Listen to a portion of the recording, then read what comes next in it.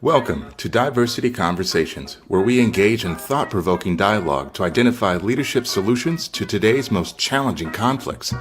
Stream live each week, Saturday 9:30 a.m. to 11 a.m. Hosted by Diversity, Equity, and Inclusion Strategist and CEOs Eric Ellis and Tommy Lewis. Join us and add your voice to this engaging diversity conversation. Good morning, Greater Cincinnati, Northern Kentucky, the United States, and the world. My name is Eric Ellis. I'm the president and CEO of Integrity Development Corporation, and I'm joined this morning by my good friend and brother, Tommy Lewis, president and CEO of Make It Plain Consulting. Good morning, Eric. Woo! Good morning, Tommy Lewis. What's going on, man? Oh, it's a beautiful day. It is the typical Cincinnati Midwest, whereby last week we were in the Bahamas with the weather's 60, 70, 80s, Right. and today it's snowing. Right? What is going on, Tommy? What is this, man? I mean, when you said beautiful day, I said beautiful day. Right. Yeah. It's snowing outside. Hey, man, this weather keeps you bobbing and weaving, sticking and moving, man. You got to be careful. You folks walking out in shorts got to turn around and put on the triple goose down bubble coat, right? Exactly, Hey, man. It's crazy. But it's you crazy. gotta love it. Keep you on your toes. Yeah. How was your week, Tommy? Talk about your week, man. Week was good, Eric. It was busy. We are doing a lot of work as typical with our clients and then personally. But I really wanted to focus on my personal journey just for a moment this week.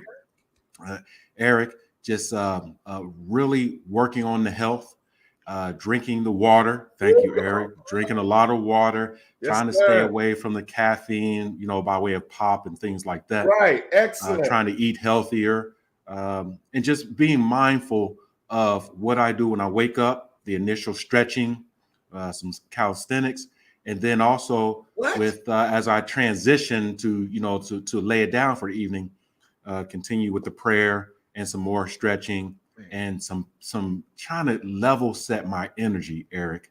Level set my energy. I've been very my mind's been moving and working in overload. Uh-huh. So you know how it is. I'm getting 4 hours of sleep, 4.5 hours of sleep.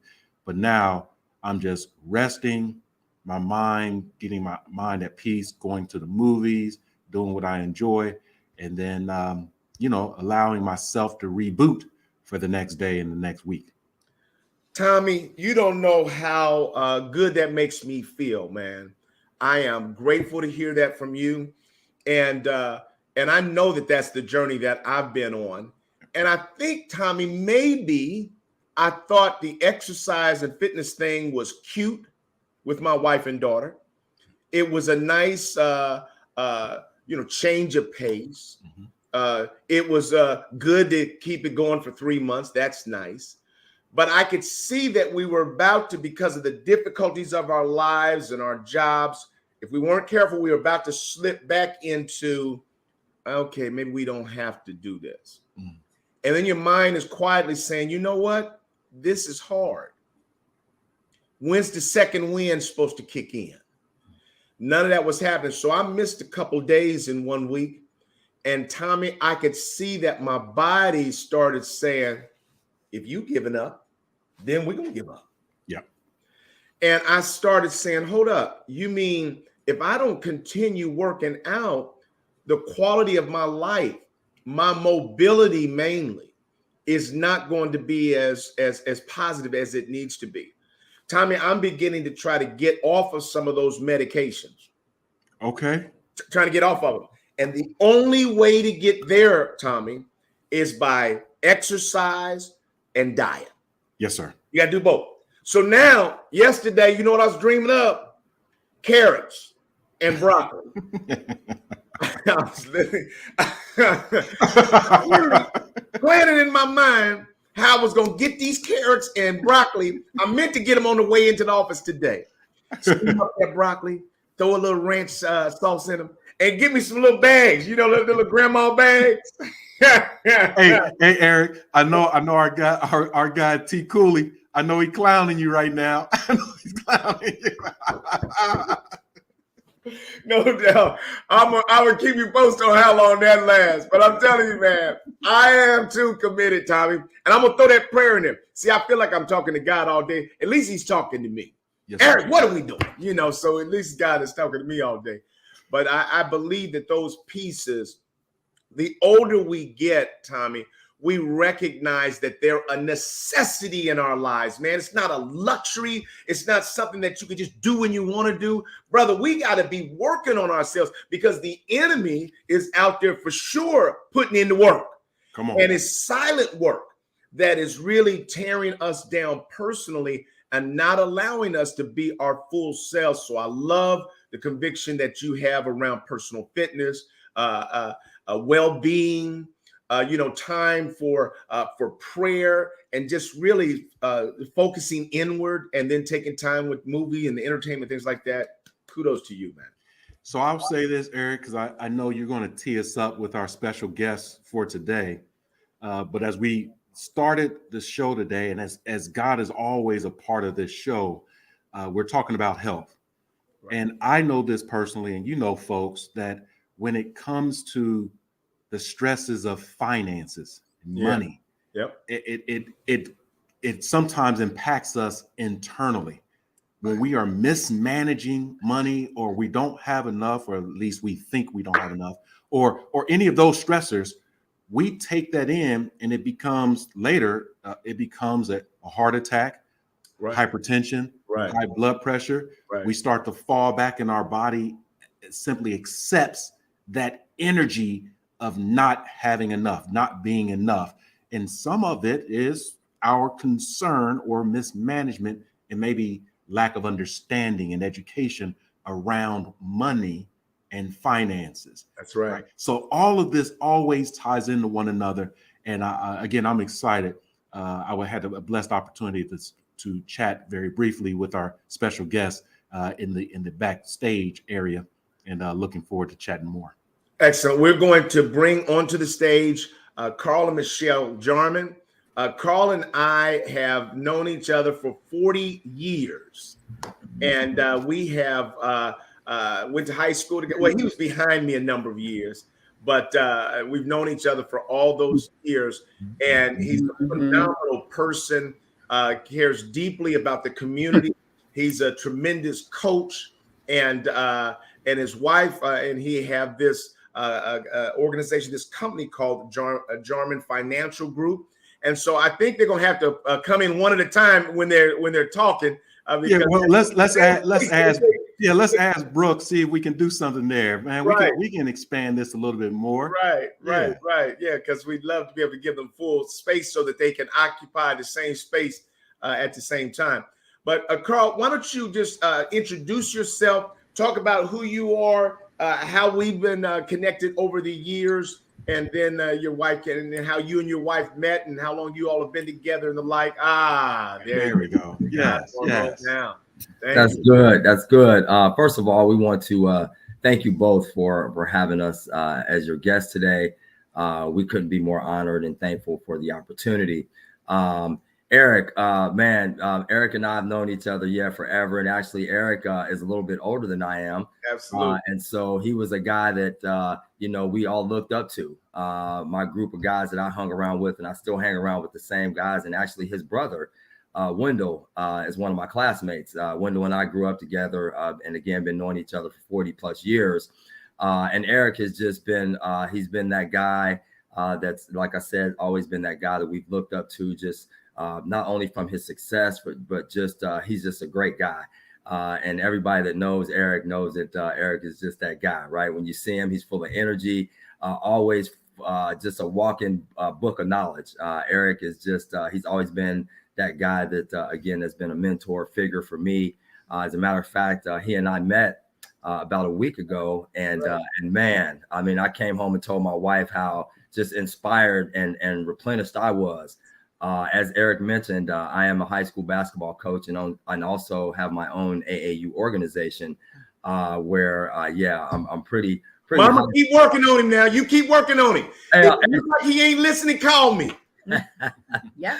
And so Eric had some conversations because, as you guys were talking about health and wellness, that's a big part of my life right now as well. I a couple years ago, I was diagnosed with hypertension and high blood pressure. Same here. So of course, with that came the medications and the change in diet and exercise and the whole 9 yards for me. And so Eric and I were talking about that the other day in his office, and man, so glad that I got a chance to share time with Eric. I always look forward to running into him because he's always got such inspiring words. And like I said, helped me tremendously. And Eric, I'm taking the words, man. Trust me, I'm definitely improving and trying to get better in my space. So again, we are Jarman Financial Group. Hold on, pause. Let's Michelle, please introduce yourself. We want to hear from the better half there and tell us all the good work that you've been doing on this, brother. But just tell us who you are and maybe how you all met. Yes. So my name is Michelle Jarman, and Carl and I met years and years ago. We used to work at a call center together, and he was one of my supervisors. And so he came over. Instead of charging him with sexual harassment, you just went on married him. Yeah. My HR lens came out like, oh, Carl was like, hey, it's about to be a legal. Right. Just to sum it up. Yeah. That's good. Sometimes we met and started dating, and it kind of went from there. And I just always loved his energy. He always makes me laugh. Right. And so we, and he just definitely is a huge support system. So we have been married for a while now, and just support each other in everything that we do.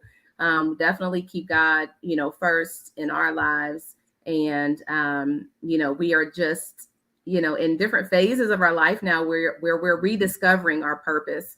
Okay. And, we'll kind of talk a little bit more about that as the show goes on. Right. I love that because you all do have a story to tell. I love to see when a husband and wife can work together. That says something already, doesn't it, Tom? It does. It does.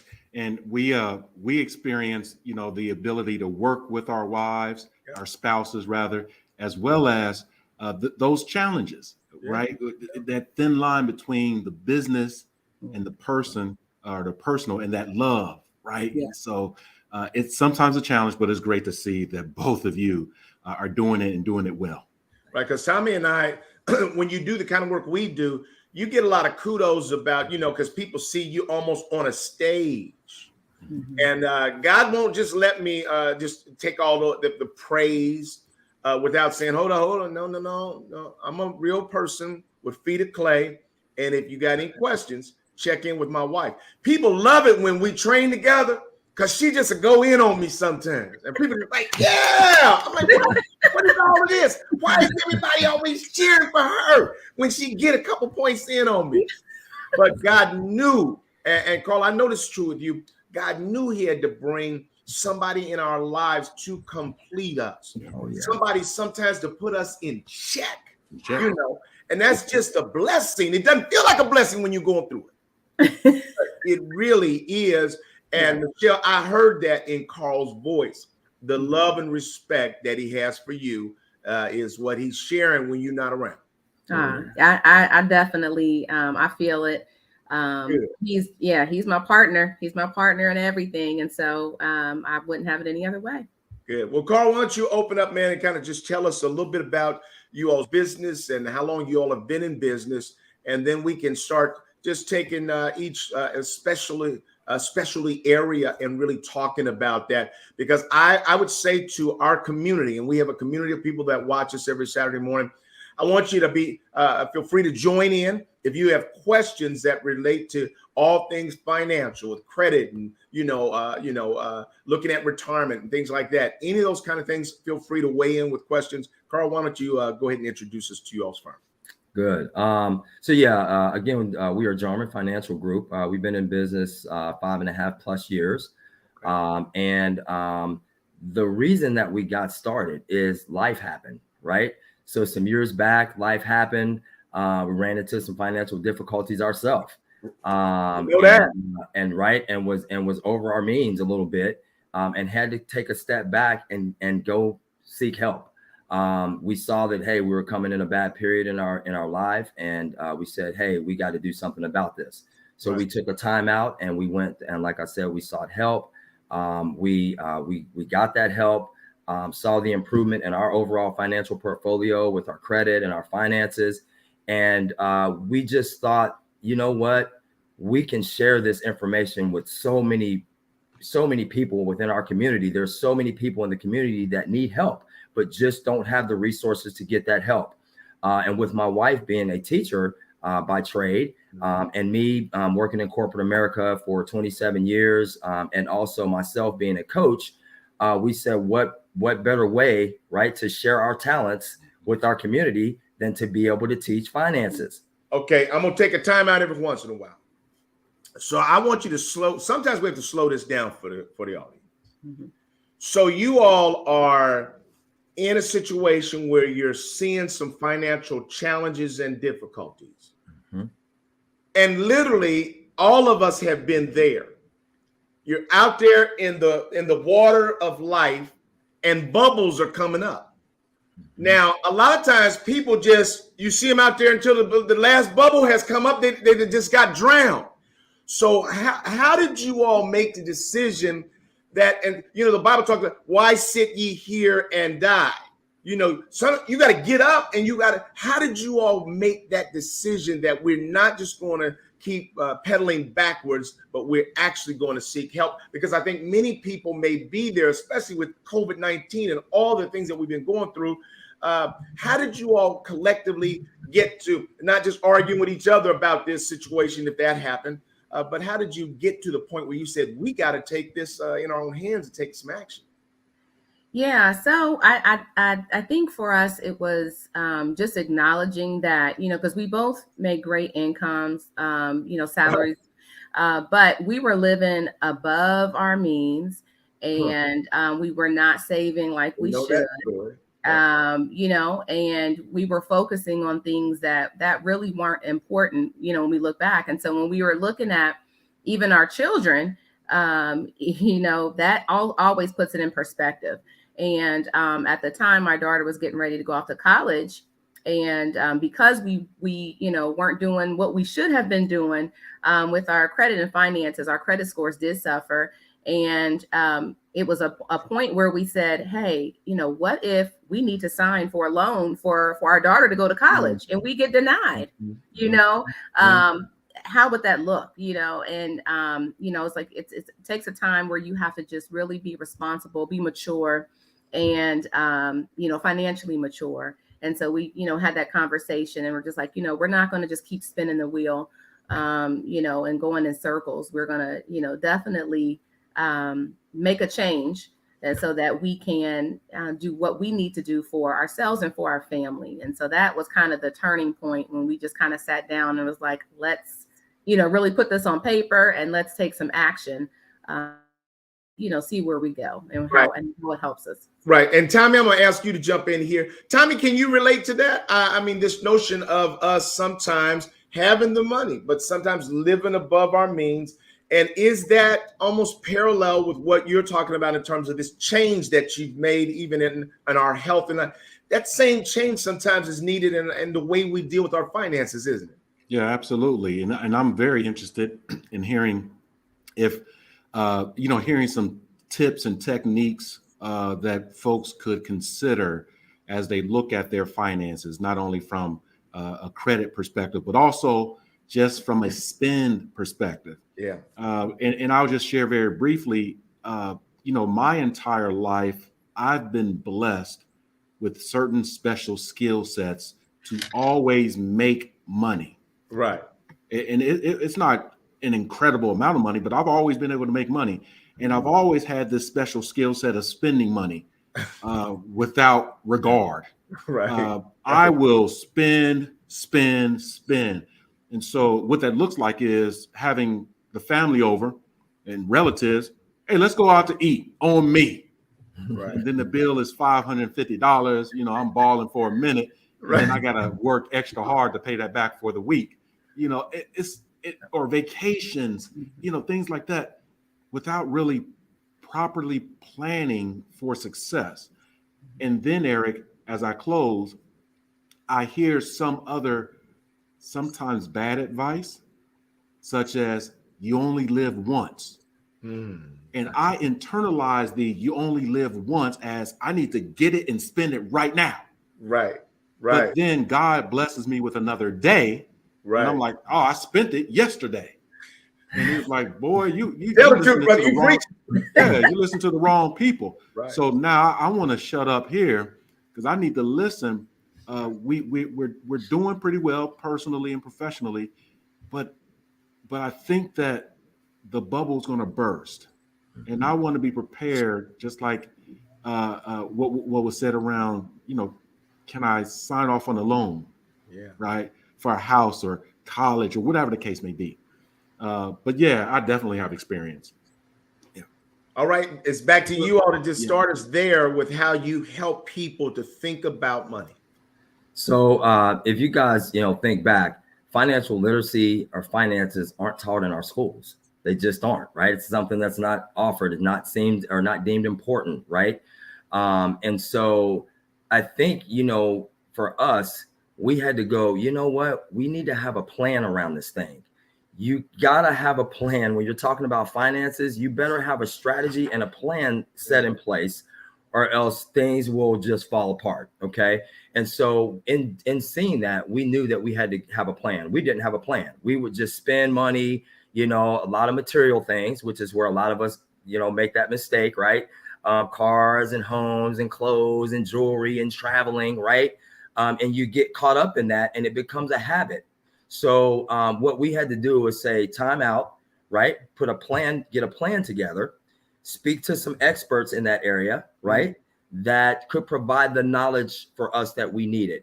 A lot of us just don't have the knowledge, Eric and Tommy, to even know how to proceed forward or how to put a plan together. So part of our notion here, part of our reason for doing what we're doing with us being in the fields that we were in, was to be able to provide that knowledge that people are missing about finances, about the strategies, around the planning, to help people understand what's important as you go through those beginning steps. Because a lot of us, again, because we don't get taught it, and growing up like we did, hey, our parents didn't know it either. All they knew was go to work hard, we come home, we go to sleep, we work 2 or 3 jobs, we provide for the family, and that's what they taught us. You go to school, you get out of school, you go to the military or college to get an education, then you go get a job and you work until you retire, right? And we wanted to have a different plan in place, not only for us, but to be able to provide for our kids once we're gone, and just to provide that generational wealth. So that was all part of us getting started. So let me ask you about the plan of both Carl and Michelle, the plan. When you're preparing the plan, is it looking at what are the goals to which you want to achieve in X amount of years? Or is it creating a plan to recover from some financial deficits? So if we're trying to repair credit, if we're trying to have more discretionary funding or monies or even savings, which approach, if it doesn't have to be either or, what is the approach to creating the plan? Looking at the end first, or looking at the current state and building upon that current state? Yeah, I think it's a little of both. When you look at it that way, but I, definitely looking at your goals, and then definitely looking at, your wants and your needs. So that's huge. This is what I want. This is what I need. I was in a class listening to she's one of my mentors, and she was talking about she didn't even have a TV in her home until she became a millionaire, because she was wasting time watching senseless TV when she could have been, building wealth for herself and her family. That hit home for me. So I'm like, well, we're definitely canceling our cable subscription. He didn't like that. But I'm like, we don't need that. So looking at, when we were, talking about a budget, looking at things like that, subscriptions, if you go in and look at all the senseless subscriptions that you have, that's just eating up, your money. And it's like, you don't need, and some of them, you may get them and forget to cancel them. And then you look back and like, oh my gosh, they billed me for our annual, subscription. So, taking account and looking at those types of things, packing your lunch. Now I love to eat. Okay. But, packing your lunch, me cooking more at home, and I don't mind cooking because Carl does the cleaning, so that works for me. Okay. But we do like to eat and fine dining, but it's like, okay, you know what? I can cook, so we're gonna cook at home. We're gonna save that money, and we're gonna start paying down our debt.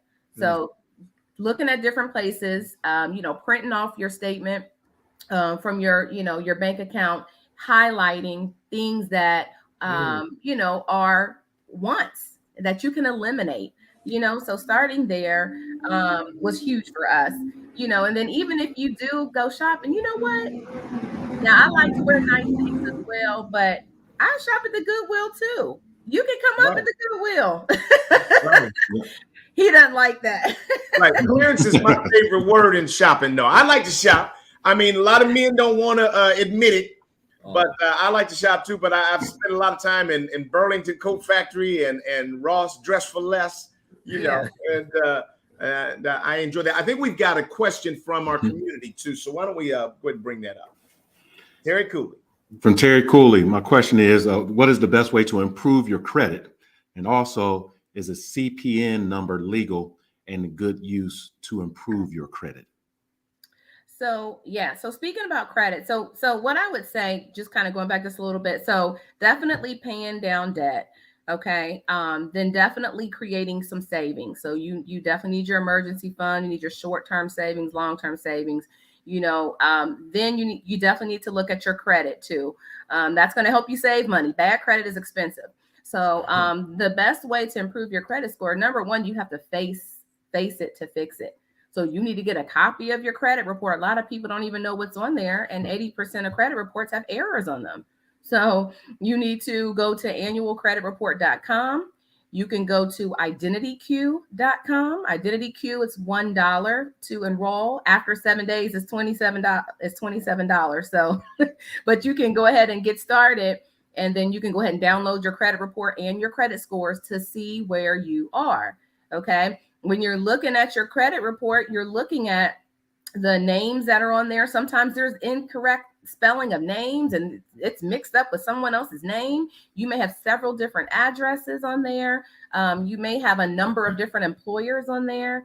That the first part would be to clean up that personal section. And you can easily do that by just calling the bureaus and saying, this is my current name, current employer, current address. And you can start there. And then from there, you go into disputing.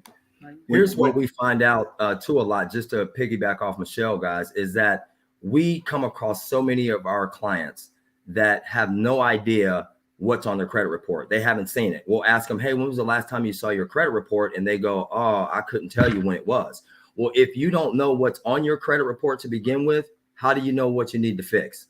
So people go a lifetime never inquiring about what's on their credit report, what's reporting, if it's right, if it's wrong, because you can have stuff like Michelle mentioned that's reporting that's incorrect, that's killing your credit score. But you never know because you never go to check that credit report or check that credit score. So that's super important. And we really encourage everybody, all of the listeners today and watchers that are out there, to make sure that you stay up on your credit report. Get that thing every 3 months, every 4 months, just to see any new things that have come on, or maybe old stuff that's come on that you may need to get off and get improved. Okay.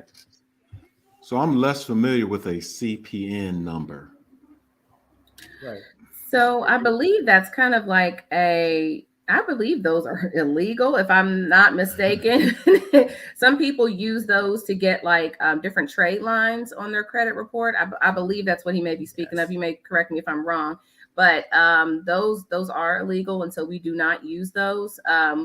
Anything that we're using to improve your credit is legal. So we do have a rent reporting program for those who are renting that can improve your credit. That is a legal trade line where you can add 2 years of rent on your credit report, and that boosts your score. And then we also have a secure card to help you improve your credit score. Lots of people can't get approved for a credit card. So they need to start with a secured card.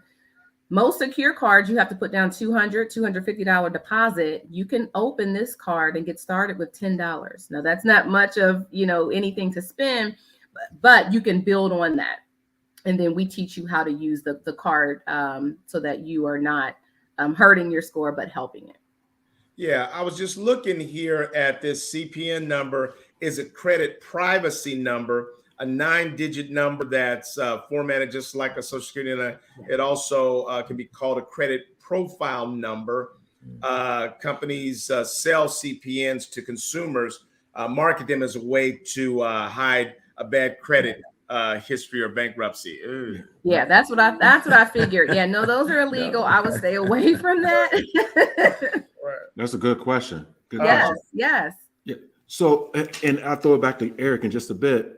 So what about the individual, the family, that they're simply not comfortable sharing their finances with a third party? And that comfortability may be based on judgment, maybe shame and embarrassment. Yeah. Not just one, foreclosure or one bankruptcy, but multiple.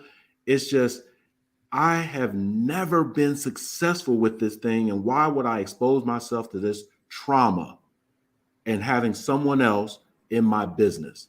What do you say to that individual or that family that may have this mindset? Yeah, definitely. I can definitely understand that because it can be embarrassing, and you definitely feel ashamed and, you have all those feelings. We can definitely empathize with that. For that reason, we do have on our website lots of DIY credit repair. So they can download a PDF, and then they can kind of look at the steps there. It's all spelled out. So they don't have to talk to anyone else. They can keep it amongst themselves, but they have the tools and references and resources there to help them to improve their credit. I want to say something about that, and then Carl, we'll let you jump right in there. But I want to say something about the DIY resources that you all provide. I think that says a lot about your own integrity and your character as a couple, because you are literally trying to provide a service to the community and to the public that I've seen other people really charge for all of that, and not try to help people help themselves. And so when a company begins to help people help themselves, it says something about their own integrity. And if they're willing to share that with you, then there's a lot more that they can help you with. And you can trust that they would be good counselors for you around the rest of their finances.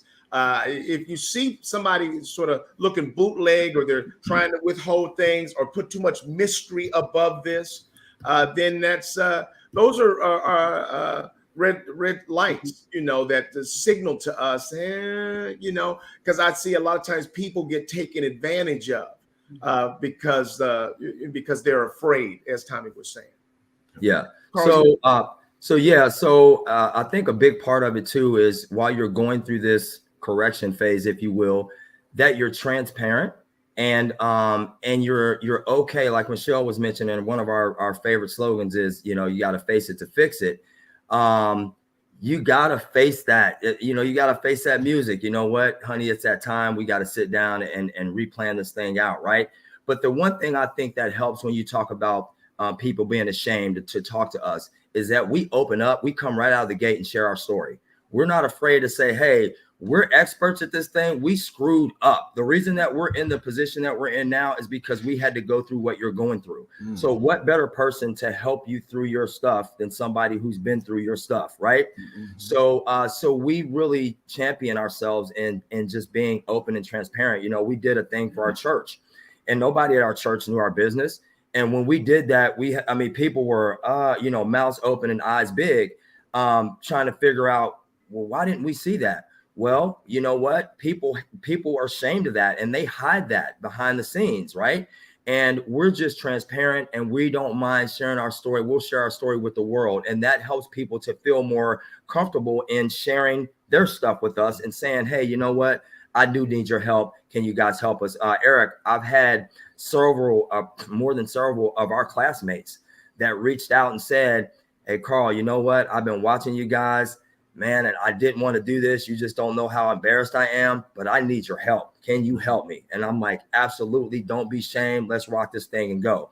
So I think just opening up our story to the world has really helped people to feel more comfortable to come on in and get that help. I appreciate that, because we learned at some point that the world can't hurt us, that no matter what you think about me, that doesn't really move anything.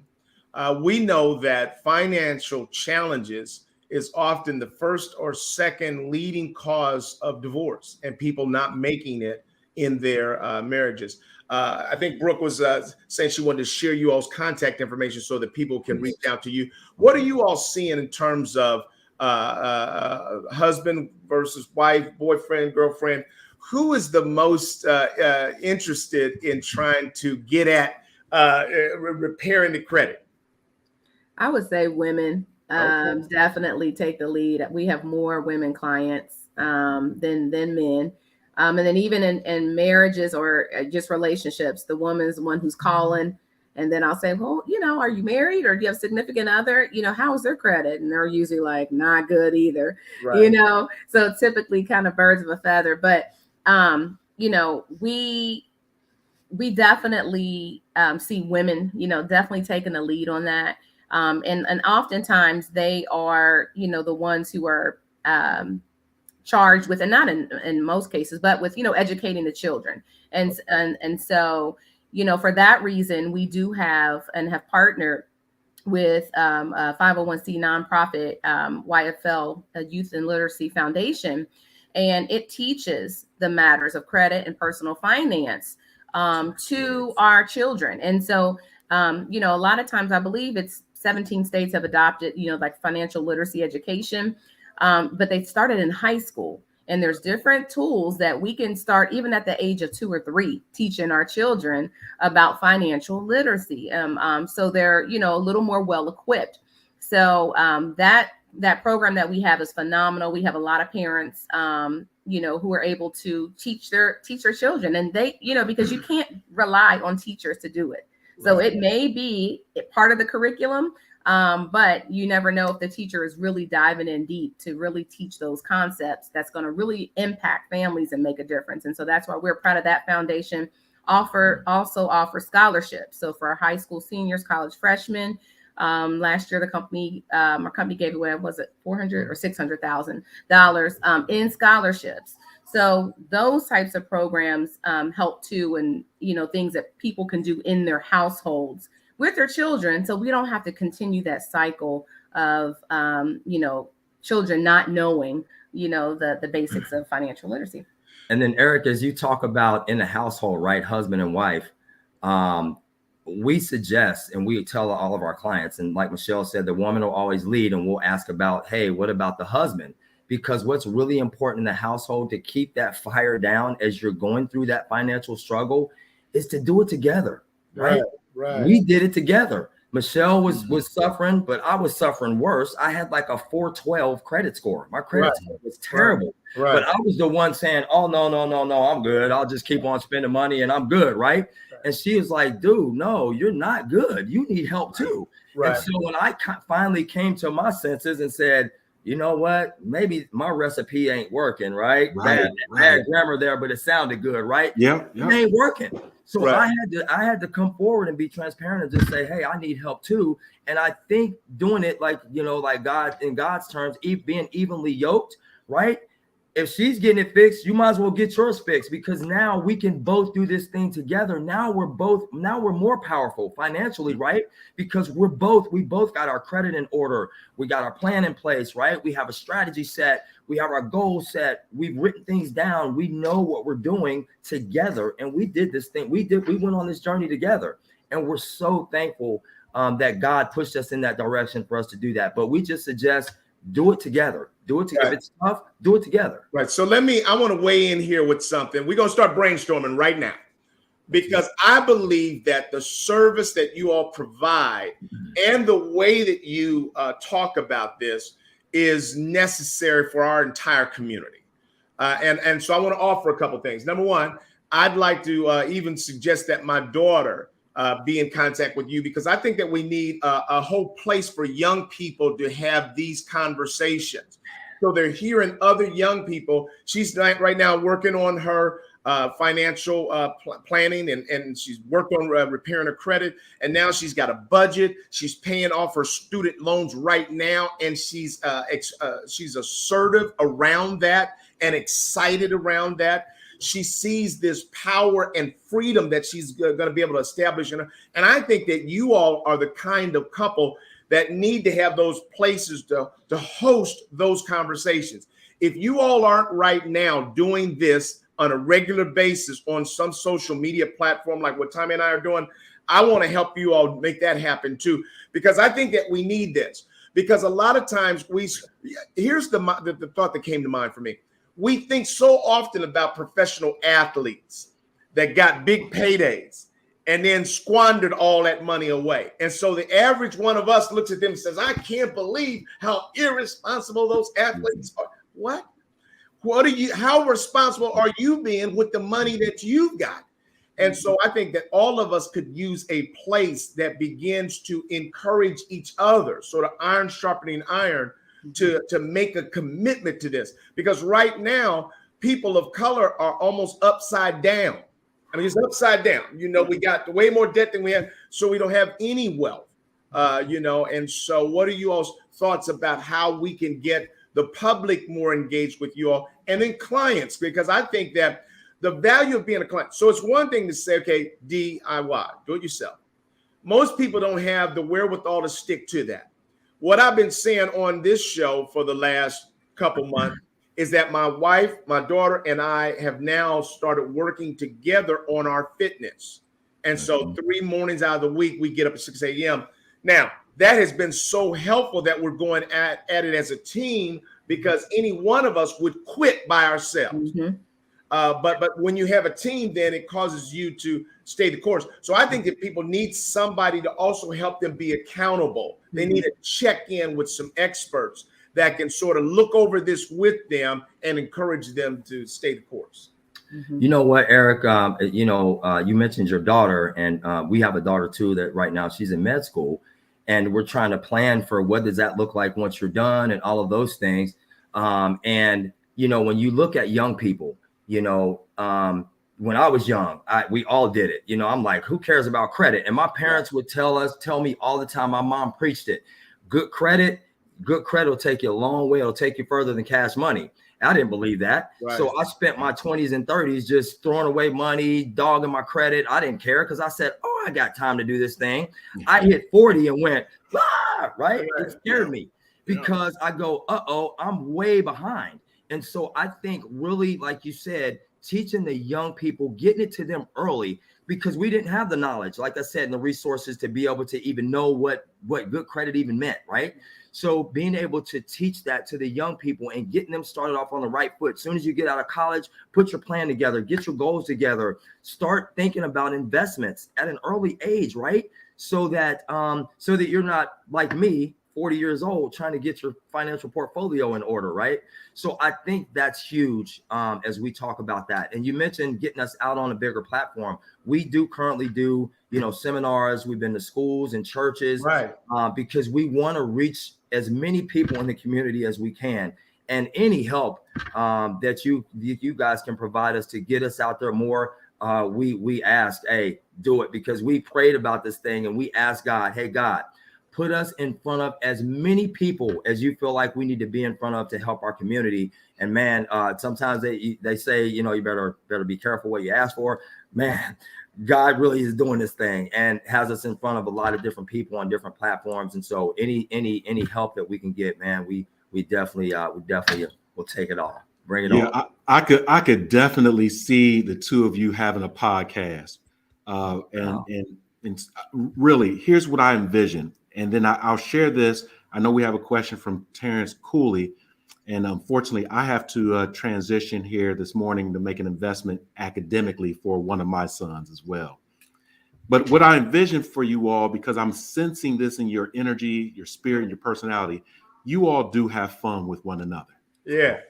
I can envision literally a podcast with you all, kind of poking at one another in love, obviously, and then offering very tactical steps to fixing some things or improving, right? So, Carl, what you just mentioned, and you backed up and said, it wasn't, proper English, but we all get it, right? The credit was jammed up. It was all messed up. Right. Your wife, beautiful, scholarly, the educator, then starts to educate you, right? Boy. I think that both of your styles, personalities, and intellect will resonate with so many different people.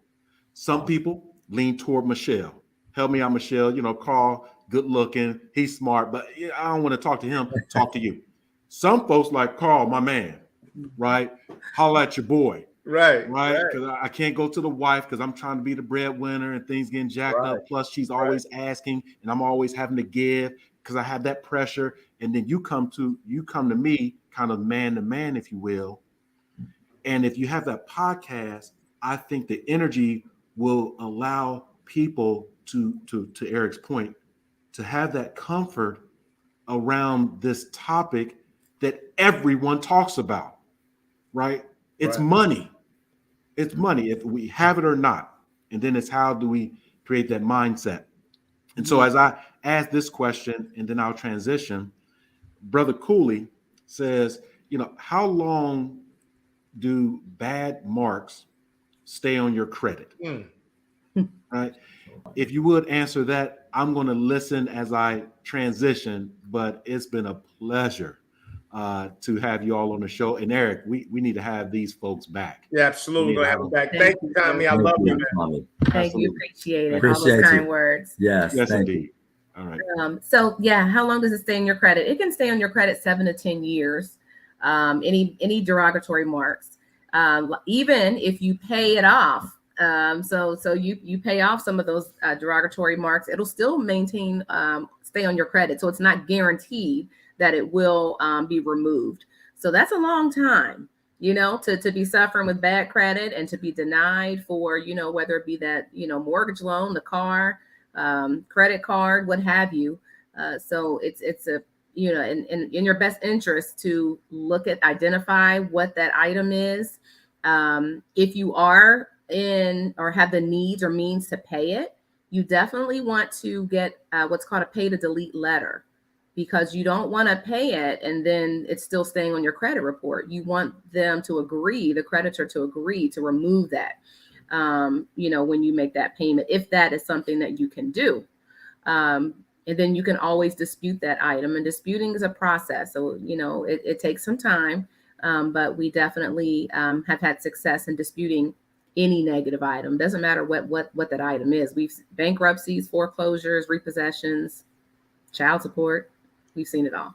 And the thing, Eric, too, to piggyback on that, they say 7 to 10 years, right? But there are a lot of different credit laws in there. And again, we couldn't get into all of that today, but maybe we can share that at another time. But there are certain things that if you do something about it, from maybe a credit repair program like we have, or getting with a credit attorney, someone who can dig deeper and actually work directly, like we're partnered with the 3 bureaus that are partnered, that we can go behind the scenes and get things done like that. But those are things that that can come off before the 7 to 10 years. That's just the term. That's just what they use. Yeah. But some of those things can come off before. And even after, those are some of the things that you want to make sure, if it's been on there 7 years, that's where we come in and we can dispute those things through our attorneys and get those things removed like they're supposed to be. Because like Michelle said, there's a lot of things that you think you pay it off and you think it's removed, and you look 3-4 years down the road and that thing's still on your credit report. Because who cares about removing your stuff in a timely manner? They don't care. There's millions of people out there they got to remove stuff from. So they take their time with that and slow walk that thing. And that thing could take forever if you don't step forward and do something about it. Right. So let me do a couple things here. Number one, I want to affirm you all as Tommy did. I think you all are beautiful. And when I say to people they're beautiful, that's beyond the beauty that's external. Both of you are good looking people, but the beauty that we're experiencing this morning is what's coming from inside of you. And I really, really appreciate that. And I see that as almost magnetic. I mean, it really can draw people. And I'm seeing that being able to draw people, not just people of color, but I see white people really, feeling the closeness to you all as well. I want to, so I'm going to make this commitment. I want to help to ensure that you get this podcast developed. And so I'm going to sort of utilize our team to try to get you all set up. And just let me know what day you all think you want to, what day and time. And we're going to work on in making that happen and getting the structure of that set up, because I think that people need to hear from you all on a regular basis. Number two, I want you to talk about how much does it cost to work with you all. And I know that's something that slides depending on what people want. But I think that's the first thing that people get afraid of. They get afraid of the cost. Of working on that. And that's just I think that's just a way of sort of not doing it. Our brain is always looking for excuses to not do the right things. And I want to make sure that people understand the service areas that you all provide, because we haven't talked about sort of the different, the major services that you all provide for people. Why don't you say a word about that? And then again, if we can put up how people can reach you all, Brooke, if you're still with us, put that their website up. You all have some contact information. We want to make sure that that's available for people, because we want people to access you all and enjoy getting their financial well-being and health together. Thank you for that, Eric. So we have a couple different websites, but the one that's our main one is the jarmanfinancialgroup.com. So I do see mine on the screen. Right. And we have, like I said, several different ones, but our main one is that one up, the jarmanfinancialgroup.com. Mm-hmm. Yes. And then when you're talking about in terms of getting your credit in order, if you look at a daily price, it would be less than $3 a day. And so that's less than really, a cup of coffee at Starbucks, right. And we talked about making sacrifices, packing your lunch instead of buying that lunch, during the week. So you definitely have to make some sacrifices to get what you want to improve your credit score and to be able to get approved for the things that you want. So to me, when I look at that, when you look at it per day, it's like, yeah, I can do that, When right. people think of those big major purchases that they make, sitting down in a restaurant, I know we go out to eat sometimes that bills could be over $100 if you're in a fancy restaurant, Right. The guys and, buying the sneakers, the gym shoes, the ladies and the expensive bags. It's refund season. People got their taxes back. Invest in yourself so that you can, see greater reward. The other thing that I think, I'm just throwing out the crazy thoughts now, but they just pop in my mind, that you all could also have a big garage sale, sort of a semi-annual sell your junk and get on the financial, because I know I got junk. I mean, mm-hmm. I got junk. I literally bring bags of new stuff out of my house and end up giving a lot of that away. You all might be able to say you can pay for your whole financial health by just selling some of that junk. That's right. Sponsor it, because it could be a fun way of people getting out from under, what one person's junk is another person's treasure. And we can go over there and pay 1/10 for them gym shoes that they never wore. There you go. But that kind of thing could be some fun ideas. I want to work with you all to see how we get, because I know that your services are so desperately needed. And people need ways of creating community. And I think that if we can create community around health and fitness, but around financial health and fitness, I think you'll save a lot of marriages and relationships by the work that you all do. Absolutely. Yeah. Yes. It's all connected. You're right about that. And the other services, you want to speak to that? Yeah. So next time if you have us back, Eric, we'll talk about all the tips and strategies that can really help people apply this stuff right to it. But let's dive into the services real quick. So, of course, our staple product is our credit repair services. We're also heavy into the investments and then financial planning, definitely, and budgeting. When you look at budgeting is huge when you're talking about getting your credit together. And people talk about it, but people aren't, they talk about it, but they ain't really about it, right? They say, yeah, you got a plan, and yeah, we got to do this and do that, and we got a budget, but they don't really budget. And so we can talk about what those budgeting steps look like from the beginning to the end, and how you get how you get a real budget in place to really make it effective. Because people put silly budgets in place that don't make sense. We're going to tell you how to budget to where it makes a sense on a big scale and for a long term, and not just talking about budgeting for a couple of weeks because I'm trying to save up to get some Jordans in a month or whatever. Right. Okay, so we'll dive into more of that stuff. But yeah, budgeting is one of our main services, because that's the credit repair, of course, first. But part of that credit repair process is, once we get you in the spot to where you're kind of sweet, to help you to budget so that you can continue to live that on. Excellent. Well, my son, speaking of investors, my son is an expert in NFTs. I don't know if you all have spent much time around cryptocurrency, NFTs, things like that. What do you all think about those areas as viable?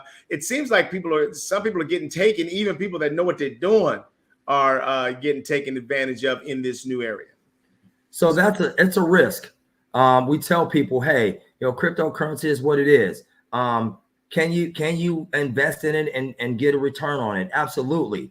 But it's something that we tell people it's a risk. Why is it a risk? Because usually that's monies or finances that are not considered to be part of your important money, if you will, right? It's money that if I lose it, I can afford to lose it. So we tell people, be careful with that, because everybody thinks that's an overnight success. Oh, I get into it, I start getting into Bitcoin and do that, tomorrow I'm a millionaire. That's not the way it works. Right. Okay. Number one, you better be educated in cryptocurrency. You better know what you're doing. And I tell people that about Wall Street too, and stocks. You better know what you're doing before you get out there and start trying to trade.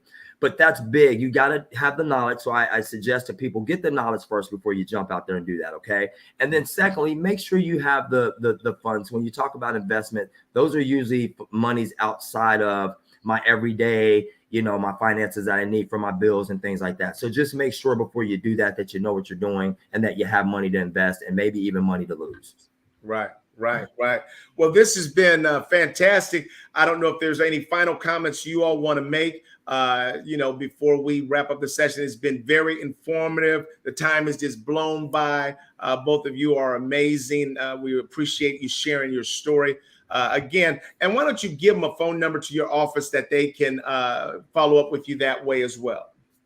Yeah, so thank you again. And lastly, we one of the steps too we help people with is starting a business. And so that is definitely a way to start accumulating wealth, and really thinking about what your passion is and monetizing your gift that God has blessed you with. So some people always think super large scale, but just start with what you're good at, what you're passionate about, how you can help others, how you can be valuable in the marketplace. And so we help people with getting started. With businesses, because that's definitely a way that we need to do to start, generating wealth. And to reach us, our number is 888-399-4441. 888-399-4441. And make sure that you go out to JarmanFinancialGroup.com and see all of the services that we offer and how we can help you. Please don't feel ashamed to reach out to us and let us know your story, because we'll share our story. And we have done that today. And we thank everybody for tuning in today and paying attention, hopefully, to some of our information. Eric, we thank you again for having us. We're so thankful and blessed that you gave us this opportunity to share our stuff. Well, and hold on just a minute, since we got another minute left. Let's see if I can pull up something that I took away from your website. No. Okay. I thought I had it. I had taken the pages from your website that showed all the services that you all, the additional services that you all provide. But people can go to your website. We really appreciate you getting up this morning, working through the technical difficulties with us to share with our community some of your wisdom around financial management. So thank you all very much. Community, we'll see you again next week as we continue to have these diversity conversations. Take care.